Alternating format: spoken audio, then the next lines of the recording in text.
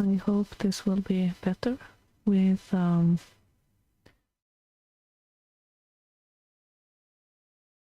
new bitrate. Hopefully you can pick that up, Beholder Chair.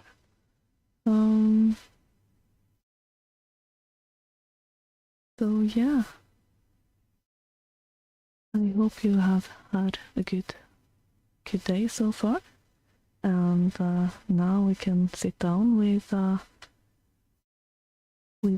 stave 4, with the third ghost, which definitely didn't seem to be the best ghost to meet up with just out of nowhere. But on the other hand, it wasn't as scary as it could have been, so that's good. So okay, I will just jump into the stave, so enjoy.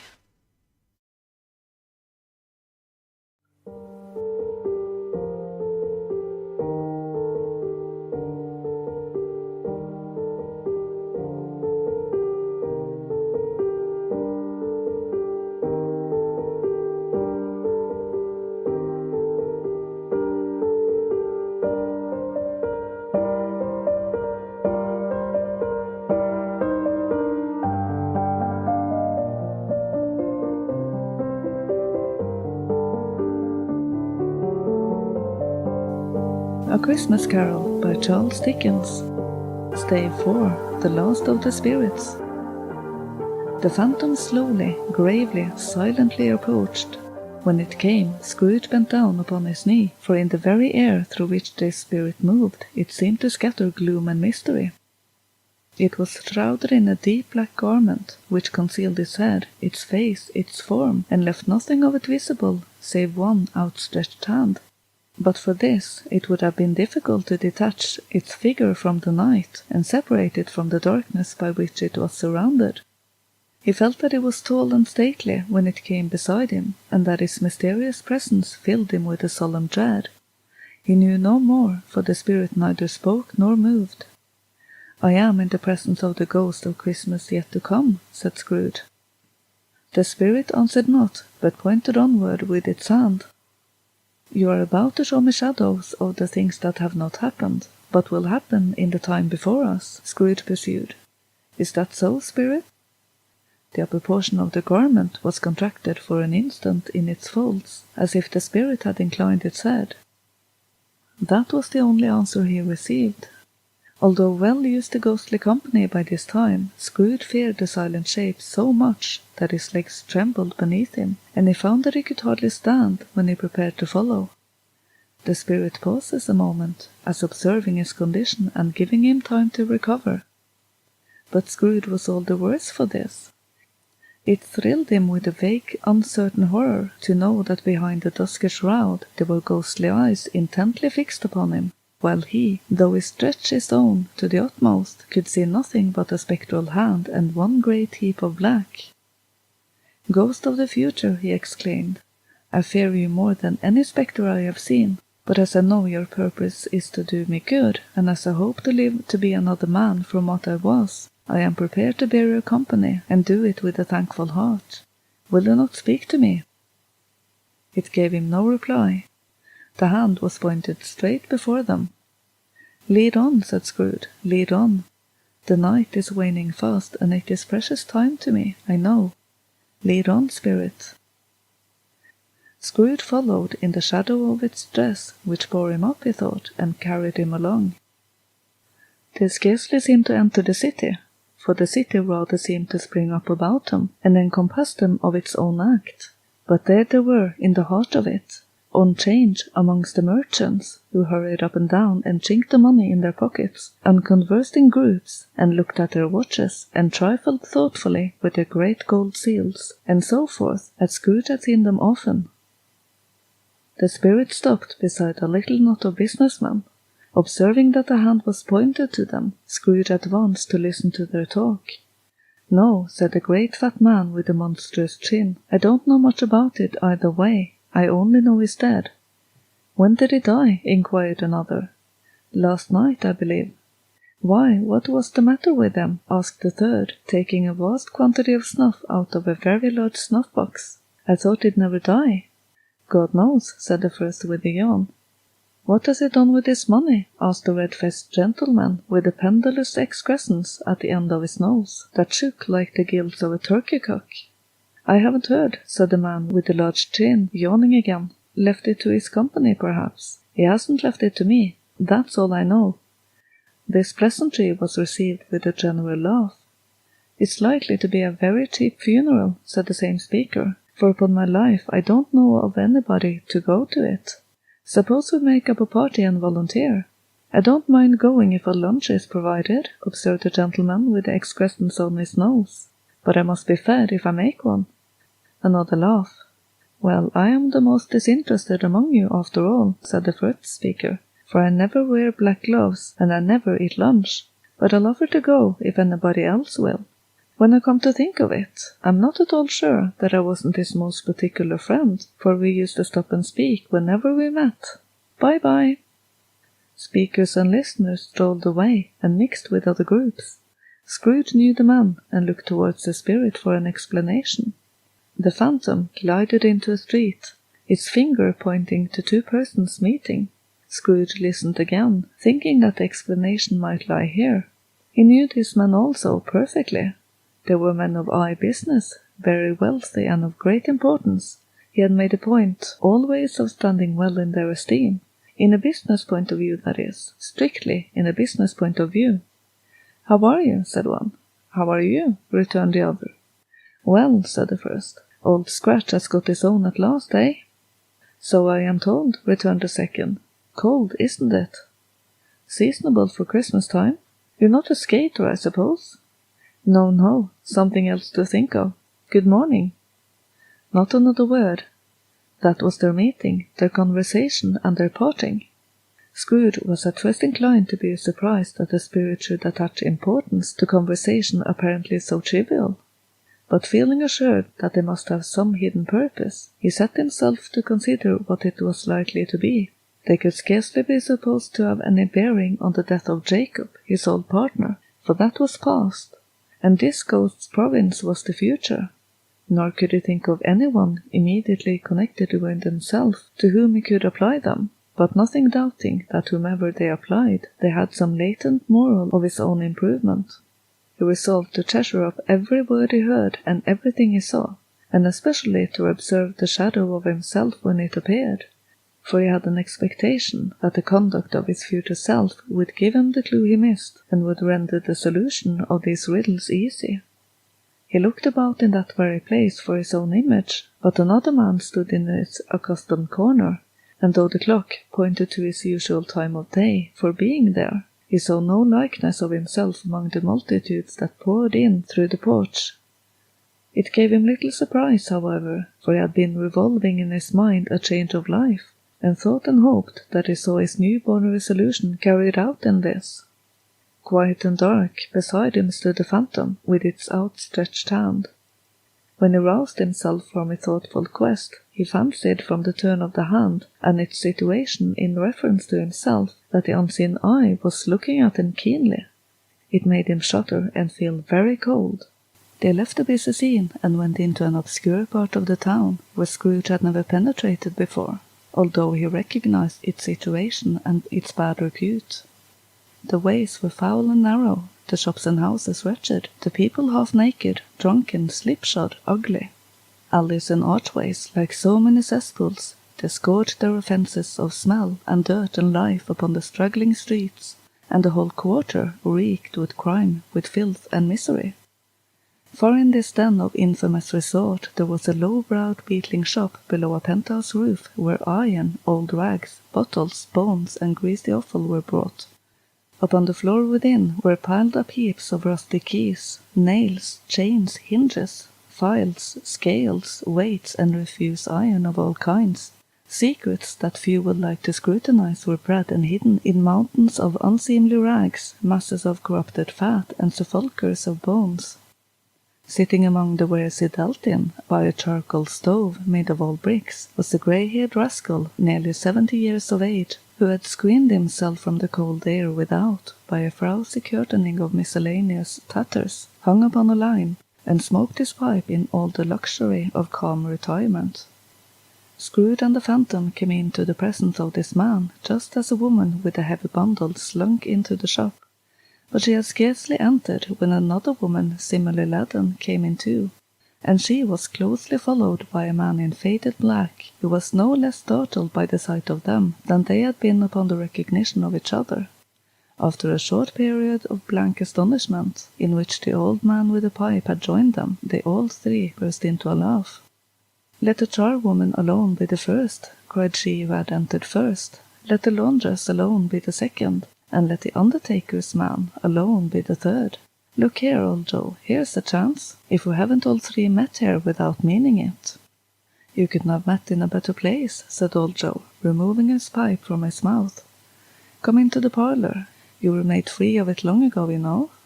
And the other two ain't strangers. Stop till I shut the door of the shop. Ah, how it squeaks!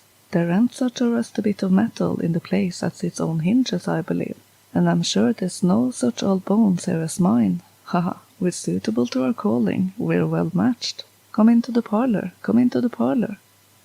The parlour was the space behind the screen of rags. The old man raked the fire together with an old stair-rod, and having trimmed his smoky lamp, for it was night, with the stem of his pipe, put it in his mouth again. While he did this, the woman who had already spoken threw her bundle on the floor, and sat down in a flaunting manner on a stool, crossing her elbows on her knees, and looking with a bold defiance at the other two. "What odds, then? What odds, Mrs. Dilber?" said the woman. "Every person has a right to take care of themselves. He always did." "That's true indeed," said the laundress. "No man more so." "Why, then, don't stand staring as if you was afraid, woman. Who's the wiser? We're not going to be colds in each other's coats, I suppose." "No, indeed," said Mrs. Dilber and the man together. "We should hope not." "Well, then," cried the woman, "that's enough. Who's the worse for the loss of a few things like these? Not a dead man, I suppose."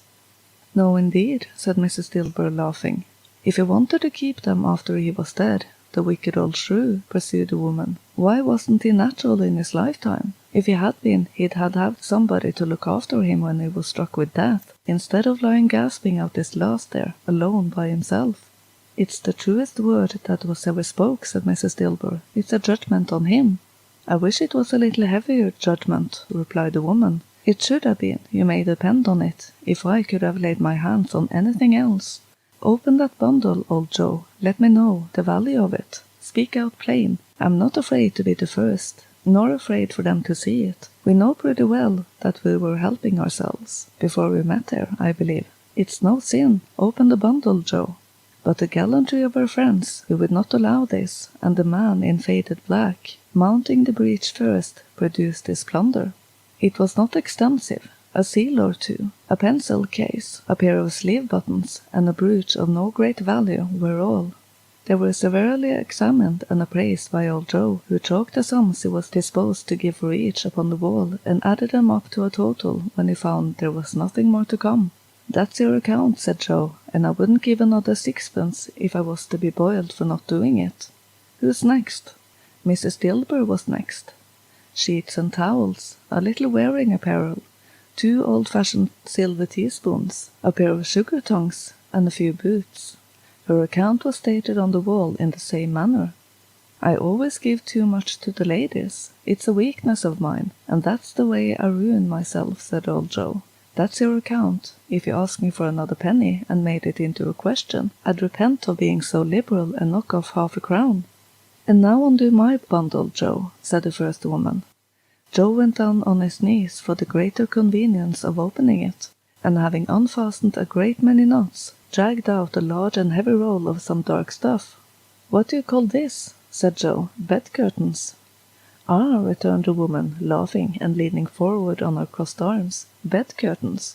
You don't mean to say you took them down, rings and all, with him lying there?" said Joe. "Yes, I do," replied the woman. "Why not?" "You were born to make your fortune," said Joe, "and you'll certainly do it." "I certainly shan't hold my hand when I can get anything in it by reaching it out, for the sake of such a man as he was, I promise you, Joe," returned the woman coolly. Don't drop that oil upon the blankets now." "His blankets?" asked Joe. "Whose else's do you think?" replied the woman. "He isn't likely to take a cold without them, I dare say." "I hope he didn't die of anything catching, eh?" said old Joe, stopping his work and looking up. "Don't you be afraid of that," returned the woman. "I ain't so fond of his company that I'd loiter him for such things if he did. You may look through that shirt till your eyes ache, but you won't find a hole in it, nor a threadbare place. It's the best he had, and a fine one too. They'd have wasted it if it hadn't been for me." "What do you call wasting it?" asked old Joe.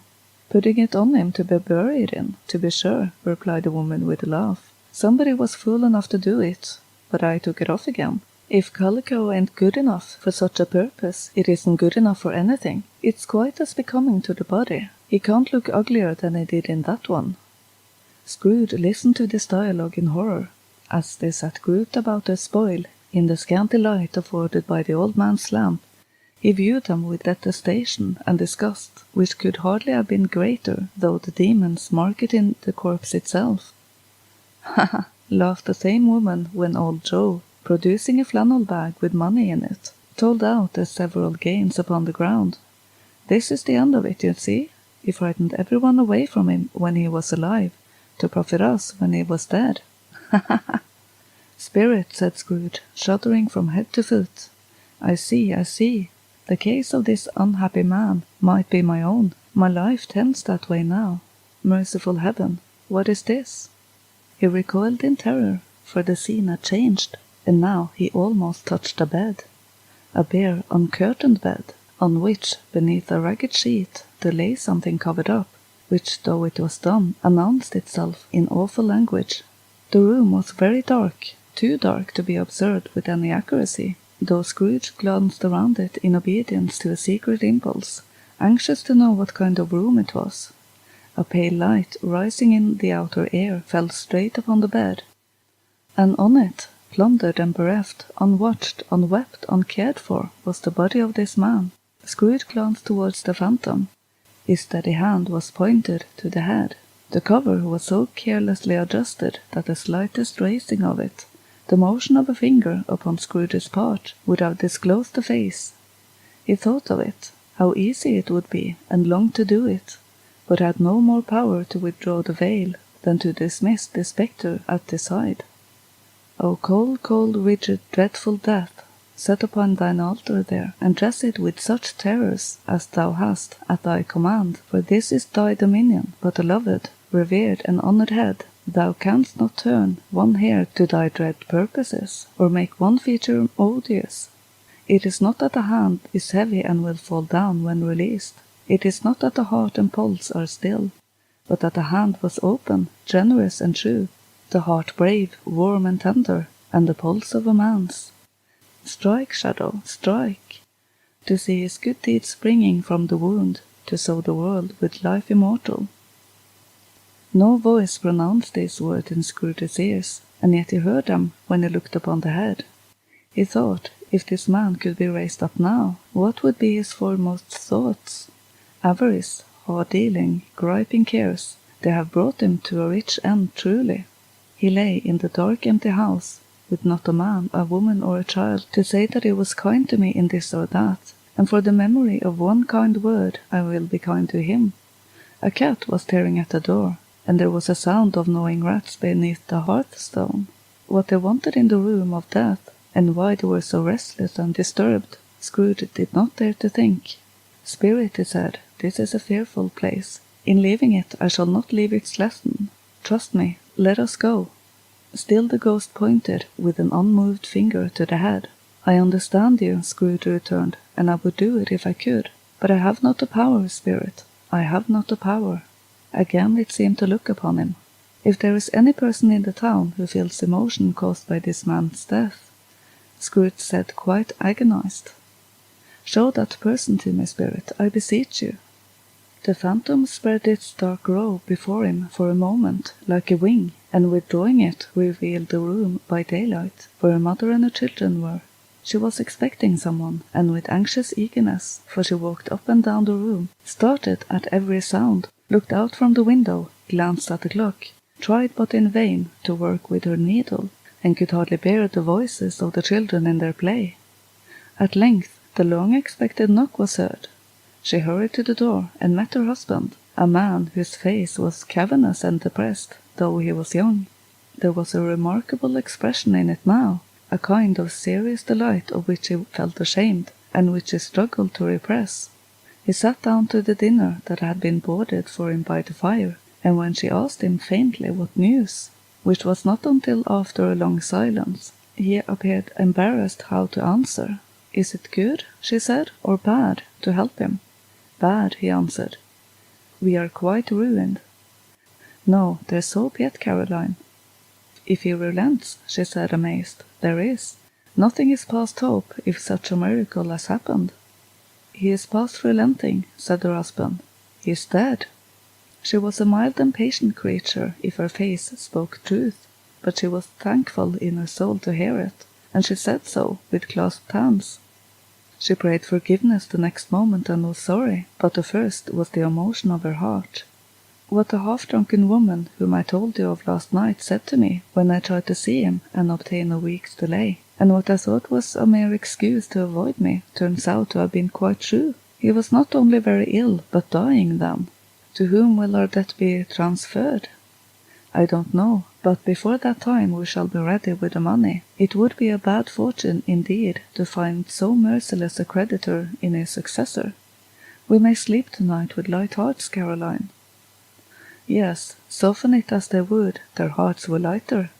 The children's faces, hushed and clustered round to hear what they so little understood, were brighter. It was a happier house for this man's death. The only emotion that the ghost could show him, caused by the event, was one of pleasure. "Let me see some tenderness connected with the death," said Scrooge, "or that dark chamber spirit, which we left just now, will be for ever present to me." The ghost conducted him through several streets familiar to his feet, and as they went along, Scrooge looked here and there to find himself. But nowhere was he to be seen. They entered poor Bob Cratchit's house, the dwelling he had visited before, and found the mother and the children seated around the fire. Quiet, very quiet. The noisy little Cratchits were still as statues in one corner, and sat looking up at Peter, who had a book before him. The mother and her daughters were engaged in sewing, but surely they were very quiet. He took a child and set him in the midst of them. Where had Scrooge heard those words? He had not dreamed them. The boy must have read them out, as he in the spirit crossed the threshold. Why did he not go on? The mother laid her work upon the table and put her hands to her face. "The color hurts my eyes," she said. "The color? Oh, poor Tiny Tim." "They're better now again," said Cratchit's wife. "It makes them weak by the candlelight, and I wouldn't show weak eyes to your father when he comes home for the world. It must be near his time." "Past this rather," Peter answered, shutting up his book. "But I think he has walked a little slower than he used these past few evenings, mother." They were very quiet again. At last she said, in a steady, cheerful voice that only faltered once, I have known him walk with Tiny Tim upon his shoulder, very fast indeed." "So have I," cried Peter, "often." "So have I," exclaimed another. "So had all." "But it was very light to carry," she resumed, intent upon her work. "And his father loved him so, that it was no trouble, and there is your father at the door." She hurried out to meet him, and little Bob, in his comforter, he had need of it, poor fellow, came in. His tea was ready for him on the hob, and they all tried who should help him to it the most. When the two young Cratchits got upon his knees and laid each child a little cheek against his face, as if they said, "Don't mind, father, don't be grieved," Bob was very cheerful with them, and spoke pleasantly to all the family. He looked at the work upon the table, and praised the industry and speed of Mrs. Cratchit and the girls. They would be done long before Sunday, he said. "Sunday? You went today then, Robert?" said his wife. "Yes, my dear," returned Bob. "I wish you could have gone. It would have done you good to see how green a place it is. But you'll see it often. I promised him that I would walk there on a Sunday." "My little child," cried Bob. "My little child." He broke down all at once. He couldn't help it.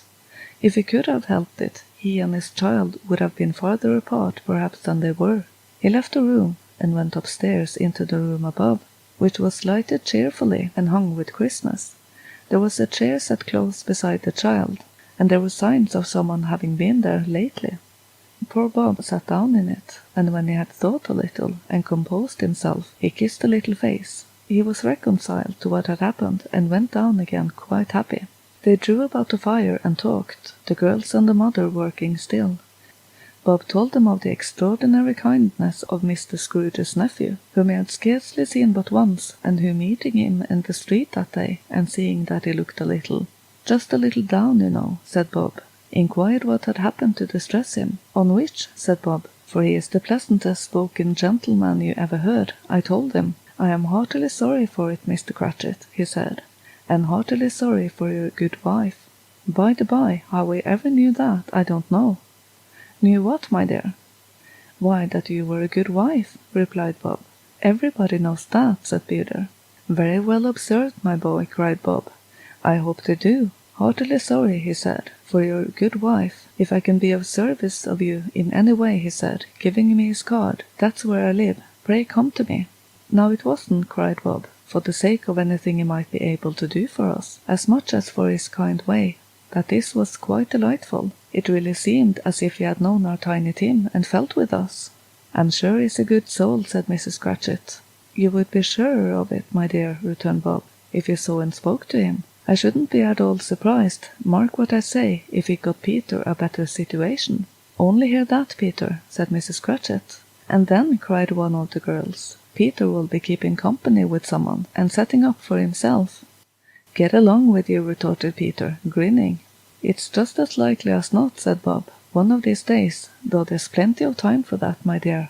But however and whenever we part from one another, I am sure we shall none of us forget poor Tiny Tim, shall we, for this first parting that were among us? Never, father, cried they all. And I know, said Bob, I know, my dears, that when we recollect how patient and mild he was, although he was a little child, we shall not quarrel easily among ourselves, and forget poor Tiny Tim in doing it. No, never, father, they all cried again. I am very happy, said little Bob. I am very happy. Mrs. Cratchit kissed him, his daughters kissed him, the two young Cratchits kissed him, and Peter and himself shook hands. Spirit of Tiny Tim, thy childish essence was from God. Spectre, said Scrooge, something informs me that our parting moment is at hand. I know it, but I don't know how. Tell me what man there was whom we saw lying dead. The ghost of Christmas yet to come conveyed him as before, though at a different time, he thought. Indeed, there seemed no order to these latter visions, save that they were in the future, into the resorts of business men that showed him not himself. Indeed, the spirit did not stay for anything, but went straight on, as to the end just now desired, until besought by Scrooge to tarry for a moment. These courts, said Scrooge, through which we hurry now, is where my place of occupation is, and has been for a length of time. I see the house. Let me behold what I shall be in days to come. The spirit stopped. The hand was pointed elsewhere. The house is yonder, Scrooge exclaimed. Why do you point away? The inexorable finger underwent no change. Scrooge hastened to the window of his office and looked in. It was an office still, but not his. The furniture was not the same, and the figure in the chair was not himself. The phantom pointed as before. He joined it once again, and wondering why and whither he had gone, accompanied it until they reached an iron gate. He paused to look round before entering. A churchyard. Here then the wretched man whose name he had now to learn lay underneath the ground. It was a worthy place, walled in by houses, overrun by grass and weeds, the growth of vegetation's death, not life, choked up with too much burying, fat with a repleted appetite. A worthy place. The spirit stood among the graves and pointed down to one. He advanced towards it, trembling. The phantom was exactly as it had been, but he dreaded that he saw new meaning in its solemn shape. Before I draw nearer to that stone to which he points, said Scrooge, answer me one question. Are these the shadows of the things that will be, or are they shadows of things that may be only? Still the ghost pointed downward to the grave by which it stood. Men's courses will foreshadow certain ends, to which, if persevered in, they must lead, said Scrooge. But if the courses be departed from, the ends will change. Say it is thus with what you show me." The spirit was immovable as ever. Scrooge crept towards it, trembling as he went, and following the finger read upon the stone of the neglected grave of his own name, Ebenezer Scrooge. "Am I the man who lay upon the bed?" he cried upon his knees. The finger pointed from the grave to him and back again. "No, spirit, oh no, no!" The finger was still there. "Spirit," he cried, tight clutching at its robe, "hear me, I am not the man I was. I will not be the man I must have been but for this intercourse. Why show me this if I am past all hope?" For the first time the hand appeared to shake. "Good spirit," he pursued, as down upon the ground he fell before it, "your nature intercedes for me and pities me. Assure me that I yet may change these shadows you have shown me by an altered life." The kind hand trembled. "I will honor Christmas in my heart and try to keep it all year. I will live in the past, the present, and the future. The spirits of all three shall strive within me. I will not shut out the lessons that they teach. Oh, tell me I may sponge away the writing on the stone."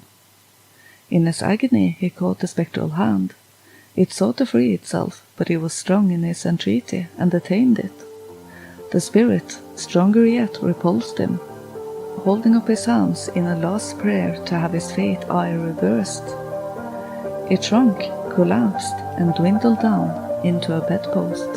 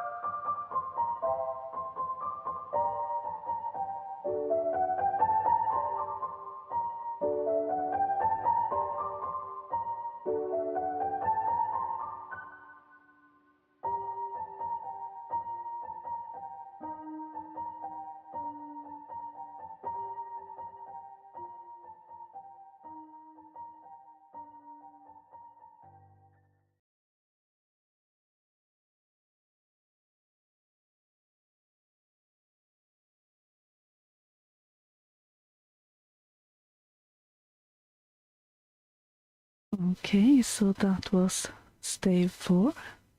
One more stave to go before it's all finished.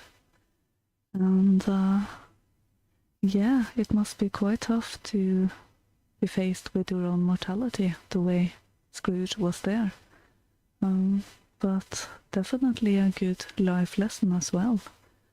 To see where your life is taking you could be quite a lesson for quite a few people, I would think, me included. So yeah, and I'm sorry for being a bit low energy today. I was planning on taking it easy this Christmas, and then I had the bright idea of taking on Dickens. Yeah, I do get some bright ideas at times, so yeah, but I do think I have come through the worst part with stave 3. That was the longest one. Stave 5 won't be that long from what I can see, so that is good. And yeah, I think I will let that be it for tonight, and get the last bit done for you for tomorrow. Hopefully it will be around a bit earlier than it was today. That is always my aim, but as I did yesterday, I will give the little warning that it might be a bit later than what we started with. I will have to see.